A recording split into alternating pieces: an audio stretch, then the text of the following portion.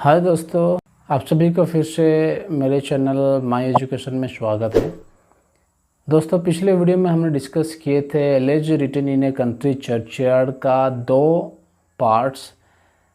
जो first parts में हमने स्टैंजास 1 से 3 तक हम डिस्कस किए थे, समराइज किए थे, जहाँ पे कवि ने चर्चयार्ड में जाते हैं और वो शाम के समय में जो कुछ देखते हैं उस चीज़ को वो एक्सप्लेन वहाँ पे करते हैं।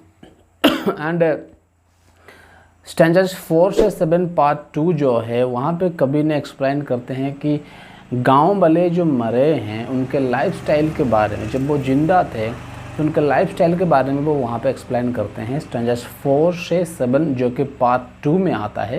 तो ये 2 पार्ट्स को हमने डिस्कस किए थे, और अगर आप उस वीडियो को नहीं देखे तो मैं उसको डिस्क्रिप्शन में उस वीडियो का लिंक मैं दे दूँगा, आप उस वीडियो को देख सकते हैं, ताकि अभी जो हम जो पार्ट्स अभी हम समराइज़ करने वाले हैं, ये पार्ट्स आपको समझने के लिए वो वीडियो को आपको देखना ज़रूरी है। तो दोस्तों, आज जो हम वीडियो यहाँ पे डिस्कस करेंगे, समराइज़ करेंगे, वो ये है अगला पार्ट्स जो पार्ट्स 3 है। स्टैंजास 8 से 11 तक स्टैंजास को हम लाइन बाय लाइन उसका हम फिर से समराइज़ करेंगे।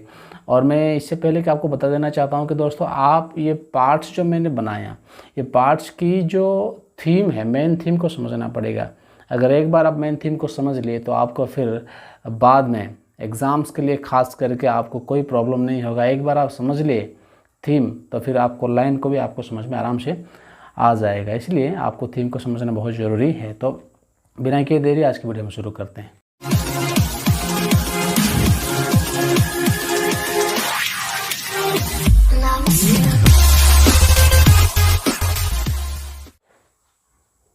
तो दोस्तों, ये जो पार्ट्स है हम ये पार्ट्स हमने कंप्लीट किए हैं, और ये भी पार्ट्स हमने कंप्लीट किए हैं। अभी जो हम देखेंगे ये है पार्ट्स जहाँ पे कवि ने uselessness of wealth and power in the face of death.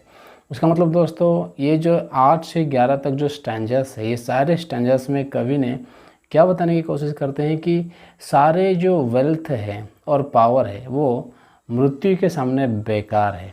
तो आप इस विचार को आपको समझना है कि ये सारे स्टैंजास जो है 8 से 11 तक सारे स्टैंजास इस थीम के ऊपर आधारित है। तो जब हम इस स्टैंजास को लाइन बाय लाइन डिस्कस करेंगे तो आप इस चीज़ को याद रखना है कि ये सारे लाइंस केवल इस थीम के ऊपर आधारित हैं और इस चीज़ को वो पोर्ट्राई करने के लिए कोशिश करते हैं।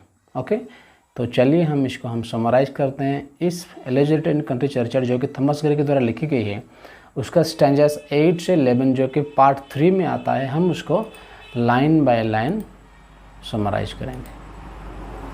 तो दोस्तों, ये 8 से 11 तक हम इसको डिस्कस करेंगे। 8 से 11 तक stanza 8। Let not ambition mock their useful toil, their homely joys and destiny obscure, nor grandeur here with a disdainful smile, the short and simple annals of the poor। ये स्टैंजास का मतलब है दोस्तों, late not ambition. Ambition मतलब यहाँ पे दोस्तों ऐसे लोग, शहरी लोग जो शहर में रहते हैं, शहरी लोग जो कामयाबी के पीछे दौड़ते हैं, एक कामयाबी के बाद दूसरी कामयाबी को वो खोजते हैं, ढूंढते हैं, तो ऐसे लोगों को एम्बिशन कहते हैं, जो कि एम्बिशन रखते हैं और एक एम्बिशन के बाद वो संतुष्ट नहीं रहते हैं और आगे की काम के लिए सोचते हैं। अगर हम सीधी बात कहें तो ये वो लोग हैं जो आगे बढ़ने की सोचते हैं, कभी एक काम के बाद खुद को रोकते नहीं है, लेकिन आगे बढ़ने की सोचते हैं। वो बहुत ही तरक्की करते हैं, बहुत ही बड़े बड़े काम करते हैं। तो ऐसे लोग एम्बिशन लोग, तो यहाँ पे कभी कह रहे हैं इस प्रकार के लोग, ये एम्बिशन लोग क्या ना करें कि इन लोग जो हम पहले देखे थे स्टैंजास में, पार्ट 2 में जो देखे थे किसान लोगों के बारे में, तो इन लोगों के यूज़फुल टॉयल, टॉयल मतलब दोस्तों मेहनत, लेबर, इनके यूज़फुल टॉयल को ये क्या ना करें, मॉक ना करें। मॉक यानी तुच्छ ना जाने या फिर मजाक ना समझे उनको तुच्छ ना जाने, उनको मजाक ना समझे, उनको मजाक ना करें। उनके टॉयल्स के यहाँ पे कवि ने कह रहे कि ये यूज़फुल टॉयल है, क्योंकि दोस्तों ये किसान जो है वो हमारे लिए या फिर सरकार के लिए, हमारे लिए, वर्ल्ड के लिए वो बहुत ही काम करते हैं। वो हमें खाना देते हैं, वो हमारे घर बनाते हैं, वो हमें फ्यूल देते हैं, वो हर ज़रूरत चीज़ किसान से ही हमें मिलती है, इसलिए उनकी टॉयल को यहाँ पे कवि ने यूजफुल टॉयल करके एक्सप्लेन किए हैं। So let not ambition mock their useful toil, किसानों के जो यूजफुल टॉयल है उसको, वो यूजफुल टॉयल को ये एम्बिशन लोग मजाक ना करें, तुच्छ ना समझे। और they are homely joys and destiny obscure, और क्या क्या, और उनकी छोटी छोटी जो घर में खुशियाँ जो होती हैं, देखो जो शहर में रहते हैं उनकी खुशियाँ बड़ी रकम के होते हैं। जैसे कि शहरों में खुशियाँ मतलब उनके बड़े बड़े खुशियाँ, बड़ी बड़ी पार्टी करना, बड़ी बड़ी शॉपिंग करना लाखों रुपयों की। लेकिन ये जो घर में, जो गांव में किसान लोग रहते हैं, उनकी जो खुशियाँ छोटी छोटी में होती है। तो वो छोटी छोटी खुशियाँ जो है, जो हम पहले स्टैंडर्ड 2 में यानी पार्ट 2 में जहाँ पे हमने गांव के लाइफस्टाइल के बारे में कवि ने एक्सप्लेन करते हैं, वहाँ पे उनकी छोटी छोटी खुशियाँ के बारे में हमने देखे थे। क्या वो छोटी छोटी खुशियाँ को ये एम्बिशन लोग तुच्छ ना जाने, तुच्छ ना समझे। और डेस्टिनी ऑब्सक्योर, डेस्टिनी ऑब्सक्योर मतलब दोस्तों ये गांव वाले जो होता है, इनका कोई डेस्टिनी नहीं है कि वो ये काम के बाद वो काम करेंगे, ये काम के बाद उसको पूरा करना है, इस प्रकार का उनका कोई डेस्टिनी नहीं है। क्योंकि यहाँ पे ये कवि जो है एम्बिशन लोगों के बारे में बात कर रहे हैं, इसलिए यहाँ पे एम्बिशन लोगों का क्या डेस्टिनी ऑब्सक्योर नहीं, उनका डेस्टिनी बिल्कुल क्लियरली रहता है। वो एक के बाद वो क्या करेंगे तो उनके दिमाग में रहता है। लेकिन ये डेस्टिनी ऑब्सक्योर मतलब ये गांव वालों का कोई डेस्टिनी नहीं है दोस्तों, कि वो अपने काम से मतलब रखते हैं, बस वही काम रोज़ाना करते हैं, उनका कोई डेस्टिनी नहीं है, इसलिए इनका डेस्टिनी ऑब्सक्योर है। तो इनका डेस्टिनी ऑब्सक्योर के वजह से, या फिर उनके छोटे छोटे होमली जॉयस के वजह से, या फिर उनके यूजफुल जो टॉयल को कोई एम्बिशन लोग तुच्छ ना समझे, या फिर उनको कोई मजाक ना समझे। Nor grandeur hear with a disdainful smile the short and simple analysis of the poor. उसका मतलब कोई भी ग्रैंडियर, ग्रैंडियर मतलब दोस्तों होता है अमीर लोग, वेल्दी लोग। ये वेल्दी लोग हमारे ये जो पोर फार्मर्स है, किसान है, ये पोर फार्मर्स के अनाल्स मतलब होता है दोस्तों लाइफ स्टोरी, लाइफ इवेंट्स, उनके जीवन की कथा, जीवन की कहानी, जीवन की घटनाएं, इनके जीवन की कहानियों को, ये जीवन की कहानी इनके बहुत साधारण सा जीवन से कहानी होता है, बहुत सिंपल होता है, और इनके बहुत छोटे छोटे कहानियाँ होता है। ये छोटे छोटे कहानियों को ये ग्रांडियर लोग डिस्डेनफुल स्माइल के साथ ना सुना। डिस्डेनफुल का मतलब होता है तुच्छ समझ के, जो हम कभी कभी हंसते हैं, स्माइल देते हैं अपने मुँह में, ये आदमी करेगा, इस प्रकार के डिस्डेनफुल में तुच्छ समझ के जो हम हंसते हैं, मुंह में जो स्माइल लाते हैं, लोगों को तुच्छ समझकर, हीन समझकर, उसको कहते हैं डिस्डेनफुल स्माइल। तो डिस्डेनफुल स्माइल के साथ ये लोग, ये गरीब किसानों का कहानियों को ना सुने। स्टैंडर्स ने the boast of heraldry, the pomp of power and all that beauty, all that wealth e'er gave awaits like the inevitable hour. दोस्तों यहाँ पे जो हमने पहले से हमने आपको बताया कि ये जो पार्ट है, सारे धन दौलत, सारे ब्यूटी मृत्यु के आगे बेकार है, उस चीज़ को यहाँ पे एक्सप्लेन किया गया है, कवि ने एक्सप्लेन किए हैं उस चीज़ को, हमने पहले से मैंने बताया, इसलिए उस चीज़ को आपको याद रखना है। देखो यहाँ पे स्टैंडर्ड 9 में द बूस्ट ऑफ हेराल्ड्री, हेराल्ड्री मतलब होता है दोस्तों बड़े बड़े परिवारों का प्राइड, बड़े बड़े परिवारों का सिस्टमेटिक तरीका, तौर तरीका। द पंप ऑफ पावर यानी दोस्तों पावर मतलब ताकत होता है, यहाँ पे अथॉरिटी, पावर यानी जितना भी बहुत बड़ी अथॉरिटी, बहुत बड़ी पावर, हेराल्ड्री बड़े बड़े परिवारों के तौर तरीका, बड़े बड़े परिवारों की जीने की तौर तरीका, एंड ऑल दैट ब्यूटी सारे सुंदरता, ऑल दैट वेल्थ सारे धन जो आपको मिला है, जो गिफ्ट जो आपको मिला है, awaits like the inevitable hour मतलब एक इनएविटेबल आवर है, मतलब जिस समय को कोई टाल नहीं सकता, जिस समय को कोई हटा नहीं सकता, ऐसा एक समय है। और उस समय के लिए ये सारे हेराल्ड्री, पंप ऑफ पावर, ब्यूटी और ये सारे वेल्थ रखा गया है, यानी ये समय इनको सभी चीज़ों को इंतज़ार कर रहा है कि यहाँ पे ये सब आएंगे। कहाँ पे आएंगे, कौन सी समय है वो? द पाथ्स ऑफ ग्लोरी मतलब सारे महिमा का जो पाथ्स है, leads but to the grave. कहाँ पे है? ग्रेव। ग्रेव मतलब कहाँ है दोस्तों? ग्रेव मतलब मृत्यु, डेथ। यानी सारे धन, ब्यूटी, पावर, ताकत, ये सारे चीज़ एक ही समय के लिए रखा गया है, वो है ग्रेव। यानी दोस्तों भले आप जितना भी गरीब, भले आप जितना भी अमीर हो, जितना भी आपके पास पावर है, ताकत है, सुंदरता है, धन है, आपको एक दिन मरना ही है। यानी मृत्यु के आगे सब बेकार है, मृत्यु सब कुछ बेकार है, क्योंकि सबको एक दिन मरना है। Stanza 10, nor you ye proud impute to this the fault. यहाँ पे कभी कह रहे हैं आप वो घमंडी, पहले एम्बिशन लोगों के है, और यहाँ पे कभी नहीं कह रहे हैं कि यू प्राउड घमंडी लोग, impute to this the fault, आप ये मत करो इस चीज़ को। कौन सी चीज़ को? कभी ने नीचे यहाँ पे वर्णन कर रहे हैं, हमने देखेंगे कि इस चीज़ को, इस चीज़ के लिए इनको, दिस, इनको फॉल्ट, दोष ना दो। इम्प्यूट मतलब दोष लगाना, लगाना, फॉल्ट यानी दोष, दिस यानी ये फार्मर्स को दिखाता है, यानी आप घमंडी लोग इन चीज़ों के लिए, किन चीज़ों के लिए हम इस लाइन में देखेंगे, नीचे की ये थ्री लाइन्स में देखेंगे, ये सारी चीज़ों के लिए इनको आप दोष मत दो। कौन सी चीज़ है?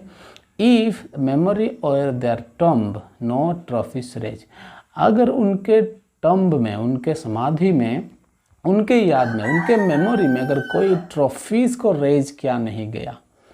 ट्रॉफीज मतलब दोस्तों मोन्यूमेंट होता है, या फिर कोई अगर मरता है तो उनकी याद में हम कुछ मेमोरी लिख के रखते हैं, कुछ बना के रखते हैं, स्टैचू बनाते हैं, या फिर और कुछ हम करते हैं। गरीब लोग ये खास करके नहीं करते, अमीर लोगों के लिए ये बहुत किया जाता है, उनकी याद में बहुत कुछ लिखा जाता है और रखा जाता है। और इसीलिए यहाँ पे कभी कह रहे हैं इनके लिए कोई मेमोरी करने के लिए, याद करने के लिए ऐसा कोई भी ट्रॉफी रेज ही नहीं किया गया, इसलिए इनको आप दोष मत लगाओ, वो घमंडी लोग। और बता रहे हैं where through the long drawn aisle and fretted vault the pealing anthem swells the note of fresh. जहाँ पे खास करके ये दो लाइन जो है दोस्तों, ये गरीब लोगों में नहीं होता है, बहुत अमीर लोगों में ये होता है। लॉन्ग ड्रॉन असाइल मतलब दोस्तों जो अगर कोई मरता है, अमीर आदमी मरता है, तो उसके लिए बहुत लंबी लंबी लाइन, बहुत सारे लोग आ जाते हैं उनके लिए, और लंबी लंबी कतारों में खड़े होते हैं, और कतारों के बीच में जो स्पेस है उसको असाइल कहते हैं। Long drawn aisle and fretted, fretted मतलब होता है दोस्तों एक ऐसा जगह, एक ऐसा घर जहाँ पे बहुत सारे धन दौलत के साथ ऑर्नामेंट्स के द्वारा सजाया गया एक कमरा, सजाया गया एक बंगला को फ्रेटेड कहते हैं। और वॉल्ट, ये वॉल्ट एक टाइप का घर है दोस्तों, मैं आपको दिखा देता हूँ, एक टाइप का घर है, ये है, इसको बोलते हैं दोस्तों वॉल्ट। ये खास करके अमेरिका में, और आप अमेरिका के बहुत सारे चर्चों में आप ये सब देखे होंगे कि अमेरिका बहुत सारे चर्च का फर्स्ट जो रूम होता है इसी प्रकार का होता है। ये है वॉल्ट, और इसके नीचे वो सारे लंबी लंबी कतारों में लोग खड़े होते हैं और गाना गाते, इसको बोलते, इस प्रकार के घर को कहा जाता है वॉल्ट।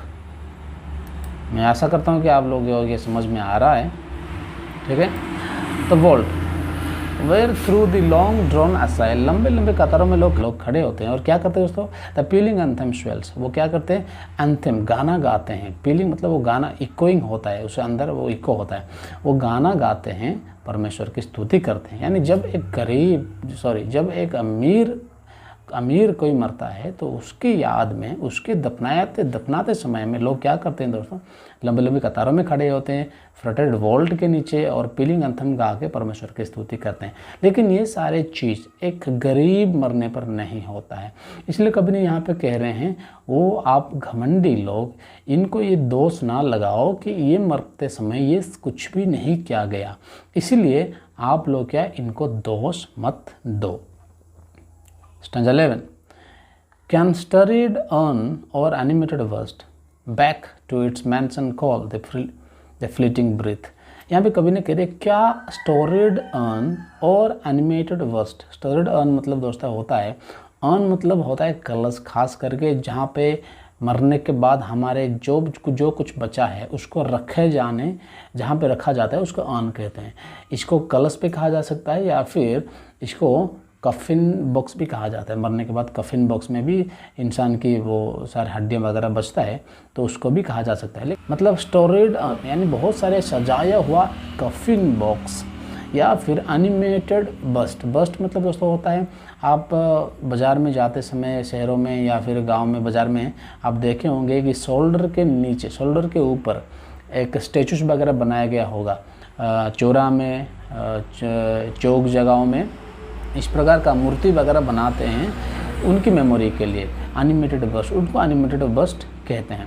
तो इसलिए कभी ने कह रहे क्या स्टोरिड अर्न या फिर एनिमेटेड बर्स्ट, ये दो चीज़ क्या फ्लिटिंग ब्रीथ। फ्लिटिंग ब्रीथ मतलब होता है दोस्तों जो कि सांस जो ज़्यादा समय तक नहीं रहता। फ्लिटिंग ब्रीथ ये सांस को जो अभी इन लोगों में नहीं, ये लोग मरे हैं अभी, इन लोगों में क्या ये स्टोरिड अर्न ये या फिर एनिमेटेड बर्स्ट फ्लिटिंग ब्रीथ को फिर से मैंसन यानी शरीर, एक्चुअली मैंसन का मतलब होता है दोस्तों बहुत बड़ा घर बिल्डिंग, लेकिन यहाँ पे मैंसन मतलब होता है शरीर। इस शरीर के अंदर फिर से वापस बैक, फिर से वापस इनके शरीर में क्या ये स्टोरिड अर्न जो अमीर लोगों में अमीर लोग मरने पर किया जाता है, या फिर एनिमेटेड बस्ट जो अमीर लोगों की याद में किया जाता है, स्टेचूज वगैरह बनवाया जाता है, क्या ये सब फ्लिटिंग ब्रीथ या मरी हुई इंसान को फिर से फ्लिटिंग ये आत्मा को, उनके सांस को, उनके प्राण को वापस ला सकता है। Can honour's voice provoke the silent dust. Honour बस मतलब दोस्तों बड़े बड़े अमीर लोग जब मरते हैं तो उनके याद में लोग बहुत उनके ऊपर कुछ स्पीच बोलते हैं कि उनके जीवन के बारे में, उनकी अच्छाई के बारे में कुछ मैसेज देते हैं। क्या उस प्रकार की मैसेज, हालांकि हमारे गरीब किसानों में ये सारे मैसेज नहीं होता, क्या अमीर लोगों में जो मैसेज होता है, क्या वो अमीर लोगों की वो मैसेज, वो ऑनर्स वॉइस क्या इस साइलेंट डस्ट को, यानी मतलब ये अभी जो मरे हैं, अभी जो शांत है, ये लोग अभी जो डस्ट बन गए हैं, ये डस्ट साइलेंट डस्ट को क्या फिर से ये जगा सकते हैं, प्रोवोक यानी इनको जगा सकती है। और फ्लैटरी शूथ, फ्लैटरी मतलब होता है दोस्तों चिकनी चुपड़ी बात है जो कि बेकार, कुछ ज़्यादा एक्सजाइजरेशन करना, ज़्यादा बढ़ा चढ़ा के बोलना। फ्लैटरी शूथ यानी कंफर्ट, क्या करते हैं हम वहाँ पे बेकार में मरने के बाद हम बेकार में लोगों को ज़्यादा कुछ बोल के उनको सांत्वना देने की कोशिश करते, कंफर्ट करने की कोशिश करते हैं कि ये फ्लैटरी शूथ क्या ये मरे हुए इंसानों के कानों को फिर से सुना सकती है। दोस्तों इन सारे सवालों का जवाब होगा नहीं। मतलब जो मरे हैं वो मर गए हैं, भले उनके लिए आप कुछ भी क्यों ना करो, ये कोई फ़र्क नहीं, इससे कोई फ़र्क नहीं पड़ता। इंसान मरते हैं वो मर ही गए। तो ये सारे धन दौलत जहाँ पे यहाँ पे कवि ने 8 स्टैंजर्स से 11 स्टैंजर्स तक जहाँ पे कवि ने वर्णन करते हैं कि मरने के बाद भले आप उनके लिए कुछ भी क्यों ना करो, उससे कोई फ़र्क नहीं पड़ता, वो वापस आने वाले नहीं हैं। यानी आप जितने भी धनशाली क्यों ना हो, आपके पास जितना भी अथॉरिटी क्यों ना हो, आप कितने भी प्राइड आपके परिवार में क्यों ना हो, कुछ भी आपके जितने भी महिमा में आप क्यों ना जिए हो, लेकिन एक दिन आपको मरना है और आपको मरने से आपको आपकी ताकत शक्ति ये कुछ भी आपको बचा नहीं सकती। तो दोस्तों मैं आशा करता हूँ कि आपको ये समझ में आ गया। ये जो स्टैंजा है, ये जो स्टैंजा 8 से 11 तक कभी नहीं यहाँ पे uselessness of wealth and power के बारे में बता रहे हैं कि मृत्यु के आगे ये सारे जो ताकत दौलत है इसका कोई वजूद नहीं है, इसका कोई मतलब नहीं है, ये कोई काम का नहीं, सब बेकार है।